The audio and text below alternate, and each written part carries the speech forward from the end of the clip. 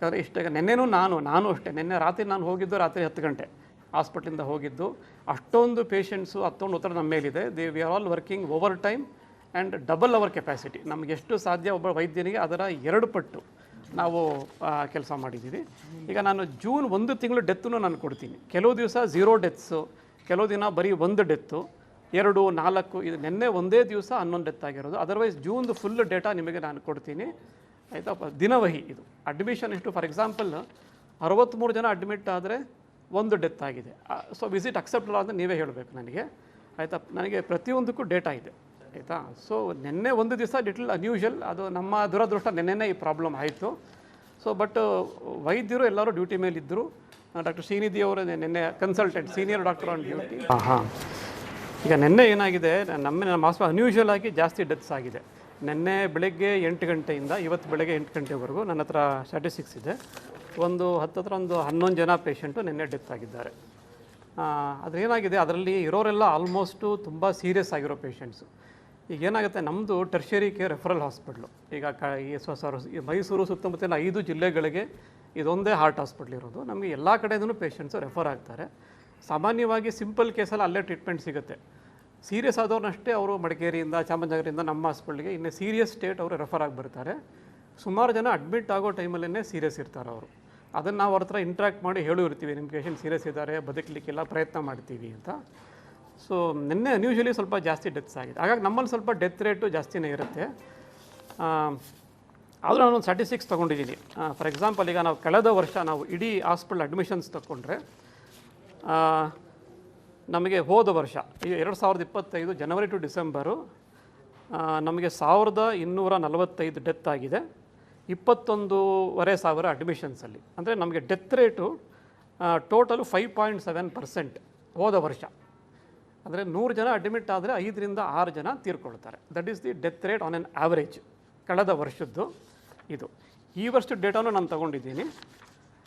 ಆಮೇಲೆ year wise ನಾವು ಈ ಹಾಸ್ಪಿಟ್ಲೇ ಪ್ರಾರಂಭ ಆದಾಗಿಂದ 2010ರಿಂದ ತೊಗೊಂಡ್ರೂ ನನ್ನ ಹತ್ರ ಡೇಟಾ ನಿಮಗೆ ಒಂದು ಕಾಪಿ ಕೊಡ್ತೀನಿ. About 6 to 8% is the average death rate. 100ಕ್ಕೆ 6 ರಿಂದ 8 ಜನ ನಮ್ಮ ಹಾಸ್ಪಿಟಲಲ್ಲಿ ತೀರ್ಕೊಳ್ತಾರೆ. ಇದೊಂದು. ಮತ್ತು ಈ ತಿಂಗಳು ಈ ವರ್ಷದ ಡೇಟಾನೂ ಇದೆ. About 5 to 6%. ಇದು international standard. Referral hospital tertiary care, this is the accepted mortality ಆಯ್ತು. ಯಾಕಂದ್ರೆ ಬರೋರೆಲ್ಲ ಹಾರ್ಟ್ ಪೇಷಂಟ್ಸು ತುಂಬ ಸೀರಿಯಸ್ ಇರೋರು ಇಷ್ಟು.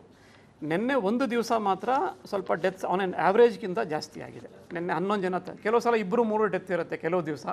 ಆವ್ರೇಜ್ ಔಟ್ ಮಾಡಿದಾಗ ಅಬೌಟ್ 6% ಪೇಷಂಟ್ಸ್. ಹೌದು, ಹೇಳ್ತೀನಿ. ಈಗ ನಿನ್ನೆ ಆಗಿರೋ ಡೆತ್ತಲ್ಲಿ ದೇವರ್ ಆಲ್ 80 ವರ್ಷ 70 ವರ್ಷ ಸೀರಿಯಸ್ ಹಾರ್ಟ್ ಅಟ್ಯಾಕ್ ಆಗಿರೋರು, ಹಾರ್ಟ್ ವೀಕ್ ಆಗಿರೋರು, ಈ ಥರದ ಹಾರ್ಟ್ ಫೇಲ್ಯೂರ್ ಪೇಷಂಟ್ಸು ಎಲ್ಲ ಡೇಟಾ ನನ್ನ ಹತ್ರ ಪ್ರತಿಯೊಂದು ಬರ್ಕೊಂಡಿದ್ದೀನಿ ನಾನು. They were all very sick and almost in the death bed. ಇಂಥವರು ತೀರ್ಕೊಂಡಿದ್ದಾರೆ. ಚೆನ್ನಾಗಿದ್ದವನು ಸತ್ತೋಗ್ಬಿಟ್ಟು ಅನ್ನೋದು ಇದರಲ್ಲಿ ಯಾರೂ ಇಲ್ಲ ಆಯಿತಾ. ಇಷ್ಟಾಯಿತು. ಇನ್ನೊಂದು ಆರೋಪ ಏನಂದರೆ ಡಾಕ್ಟರ್ಸ್ ಇರಲಿಲ್ಲ ನಿನ್ನೆ ಅನ್ನೋದೊಂದು ಆರೋಪ. ಅದಕ್ಕೆ ಆ ಡಾಕ್ಟರ್ನೇ ಕರ್ಕೊಂಬಂದಿದ್ದೀನಿ ಆಯಿತಾ. ಇವರು doctor Shrinidhi, he was on duty yesterday. ನಿನ್ನೆ 24 hours ಅವರೇ ಹಾಸ್ಪಿಟ್ಲಿದ್ದರು, ಇಲ್ಲೇ ಮಲಗಿದ್ರು. ಪೇಷಂಟ್ ರಿಲೇಟಿವ್ಸ್ ಯಾರು ಆರೋಪ ಮಾಡಿದ್ದಾರೆ ಅವ್ರ ಹತ್ರನೂ ಅವ್ರು ಇಂಟ್ರ್ಯಾಕ್ಟ್ ಮಾಡಿದ್ದಾರೆ. ನಮ್ಮ ಹತ್ರ CCTV ಫುಟೇಜ್ ಎಲ್ಲ ಇದೆ.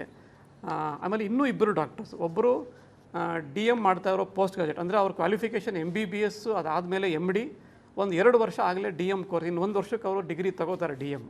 ಅವರು 2 ಡಾಕ್ಟರ್ಸ್ ನಿನ್ನೆ ಡ್ಯೂಟಿಯಲ್ಲಿದ್ದರು. ಕ್ಯಾಶುಯಾಲಿಟಿಯಲ್ಲಿ ಒಬ್ಬರು, ICCU ಏರಿಯಾದಲ್ಲಿ ಒಬ್ಬರು, ಇವರೊಬ್ಬರು. ನಿನ್ನೆ ನೈಟು 3 ಜನ ಡಾಕ್ಟರ್ಸು ರೌಂಡ್ ಫುಲ್ ಡ್ಯೂಟಿಯಲ್ಲಿದ್ದರು. ಅವರು ಪೇಷಂಟ್ಸ್ ಎಲ್ಲ ಅಟೆಂಡ್ ಮಾಡಿದ್ದಾರೆ, ಅವ್ರ ಕಡೆಯವ್ರ ಹತ್ರ ಇಂಟ್ರ್ಯಾಕ್ಟ್ ಮಾಡಿದ್ದಾರೆ. ಅದೇನಾಗಿದೆ, ಆ ಡಾಕ್ಟ್ರ್ ಎಲ್ಲೋ ಪಕ್ಕದಲ್ಲೇ ಒಂದು ರೂಮ್ ಕೊಟ್ಟಿರ್ತೀವಿ, ಯಾರೂ ಇಲ್ಲ ಅಂದಕ್ಕೆ ಹೋಗಲ್ಲ, ರೆಸ್ಟ್ ತೊಗೊಳಕ್ಕೆ ಒಂದು ರೂಮ್. ಅಲ್ಲಿದ್ದಾಗ ಒಂದು ಖಾಲಿ ಚೇರ್ ತೊಗೊಂಡು ವೀಡಿಯೋ ಮಾಡಿ ಯಾರೂ ಇಲ್ಲ ಅಂತ ಅವರು ವೀಡಿಯೋ ಮಾಡಿ ಹಾಕಿದ್ದಾರೆ. ಸೊ ಇದೊಂದೇ ಅಲ್ಲ, ನೀವು ಎನಿ ಡೇ ನೀವು ಯಾರಾದರೂ ಬನ್ನಿ, within 2-3 minutes doctor will attend. ನಮ್ಮ ಕ್ಯಾಶುಯಾಲಿಟಿ ಅಷ್ಟು ಅಲರ್ಟ್ ಆಗಿರುತ್ತೆ ನಮ್ಮಲ್ಲಿ. ಅಲ್ಲ, ಈಗ ಬರ್ತಾ ಇರೋ ಪೇಷಂಟ್ಗೆ ಡೆಫಿನೆಟಾಗಿ ಕೊರತೆ ಇದೆ ಸರ್. ಹೌದು, ಯಾಕಂದರೆ ನಮ್ಮ OPDಗೆ ನಾವು ಹತ್ತತ್ರ ಒಂದು 900-1000 ಜನ ಪೇಷಂಟ್ ಬರ್ತಾರೆ. ನಾವು 6-7 ಡಾಕ್ಟರ್ಸ್ ಅದನ್ನು ಕ್ಲಿಯರ್ ಮಾಡಬೇಕು. ಸೊ ಡಾಕ್ಟರ್ಸ್ ಇನ್ನೂ ಹೆಚ್ಚಿದ್ರೆ ಇನ್ನೂ ಒಳ್ಳೆ ಸರ್ವಿಸ್ ನಾವು ಕೊಡಬಹುದು. ಈಗ ನಿನ್ನೆನೂ ಅಷ್ಟೇ ICCU 1 ಎಲ್ಲಿ ಡೆತ್ ಆಯಿತು, ನಮ್ಮ ಹತ್ರ ಇರೋದು 18 ಬೆಡ್ಡು, ಅಲ್ಲಿ 25 ಜನ ಪೇಷಂಟ್ ಇದ್ದರು. ಬಿಕಾಸ್ ಎಲ್ಲನೂ ಬಿಕಾಸ್ ದೇ ವಿಲ್ ಒಂದು ಸಲ ಬಂದಮೇಲೆ ಬೇರೆ ಹಾಸ್ಪಿಟ್ಲ್ ಹೋಗೋಕೆ ಅವ್ರಿಗೆ ಅಫೋರ್ಡಬಿಲಿಟಿ ಇರೋದಿಲ್ಲ, ಹೋಗೋಕ್ಕೆ ರೆಡಿನೂ ಇರೋಲ್ಲ. So we have to accommodate them. ಅವರೆಲ್ಲನೂ ಒಂದು 10 ಜನ ಪೇಷಂಟು ಟ್ರಾಲಿ ಮೇಲೆ ಮಲ್ಕೊಂಡು ಅವ್ರಿಗೆ ಟ್ರೀಟ್ಮೆಂಟ್ ನಾವು ಕೊಡ್ತಾಯಿದ್ವು. ನಿನ್ನೆ 25 ಜನ ಪೇಷಂಟು ICU 18 ಇರಬೇಕಾದ ಕಡೆ 25 ಜನ ಪೇಷಂಟ್ಸ್ ಇದ್ದರು. ಟ್ರಾಲಿ ಮೇಲೆ ಎಲ್ಲರೂ ಹಾಕ್ಕೊಂಡಿದ್ವು, ನಾವು ಟ್ರೀಟ್ಮೆಂಟ್ ಕೊಡ್ತಾಯಿದ್ವು. ಹಾಗಾಗಿ ಎಲ್ಲರ ಮೇಲೂ ಒತ್ತಡ ಆಗಿದೆ. ಹೌದು, ಅಟ್ಲೀಸ್ಟ್ ಇನ್ನೊಂದು 10 ರಿಂದ 15 ಜನ ಡಾಕ್ಟರ್ಸ್ ನಮಗೆ ಎಕ್ಸ್ಟ್ರಾ ಬೇಕಾಗುತ್ತೆ. ಹೌದು, ಈಗ ನಮ್ಮಲ್ಲೊಂದು 65 ಜನ ಎಲ್ಲ ಡಾಕ್ಟರ್, ಎಲ್ಲ ಸ್ಪೆಷಾಲಿಟಿ ಸೇರಿ ನಾನು ಹೇಳ್ತಾ ಇದ್ದೀನಿ. ಕಾರ್ಡಿಯಾಲಜಿಸ್ಟ್ಗಳು ನಮ್ಮ ಹತ್ರ 20 ಜನ ಇದ್ದಾರೆ. ಜೂನಿಯರ್ ಡಾಕ್ಟರ್ಸ್ ನಮ್ಗೆ ತುಂಬ ಬೇಕು. ಜೂನಿಯರ್ ಡಾಕ್ಟರ್ಸ್ ಅಂದರೆ ರೌಂಡ್ ದ ಕ್ಲಾಕ್ ICUನಲ್ಲಿ ಡ್ಯೂಟಿ ಮಾಡಲಿಕ್ಕೆ ನಮಗೆ ಜೂನಿಯರ್ ಲೆವೆಲ್ ಡಾಕ್ಟರ್ಸು ಅಥವಾ ಪೋಸ್ಟ್ ಗ್ರಾಜುಯೇಟ್ ಡಾಕ್ಟರ್ಸ್ ಬೇಕು. ಅವರು ಇನ್ನೂ ಹೆಚ್ಚಿನ ಸಂಖ್ಯೆ ನಮ್ಗೆ ಬೇಕಾಗುತ್ತೆ. ಫಾರ್ ಎಕ್ಸಾಂಪಲ್, ಹೌದು ಸರ್, ಸರ್ಕಾರ ರೆಕ್ರೂಟ್ ಮಾಡ್ಕೊಳ್ಳೋಕೆ ರೆಡಿ ಇದೆ. ಆದರೆ ಡಾಕ್ಟರ್ಸು ಜಾಯಿನ್ ಆಗಲಿಕ್ಕೆ ಈ ಪರ್ಟಿಕ್ಯುಲರ್ ಪಾಯಿಂಟ್ ಏನಂದರೆ, ಈ ತಿಂಗಳಿದೆಯಲ್ಲ, ಮುಂದಿನ ತಿಂಗಳು ಅವರೆಲ್ಲರಿಗೂ ಪೋಸ್ಟ್ ಗ್ರಾಜುಯೇಟ್ ಎಂಟ್ರೆನ್ಸ್ ಎಕ್ಸಾಮ್ ಇದೆ. ಆಗಸ್ಟಿಗೆ ಎಂಟ್ರೆನ್ಸ್ ಇದೆ. ಅವರೆಲ್ಲರೂ ಓದ್ತಾ ಇರ್ತಾರೆ ಈ ಟೈಮಲ್ಲಿ. ಸೊ ನಮಗೆ ಈ 2 ತಿಂಗಳು ನಮಗೆ ಜೂನಿಯರ್ ಡಾಕ್ಟರ್ಸ್ ಸಿಕ್ಕೋದಿಲ್ಲ.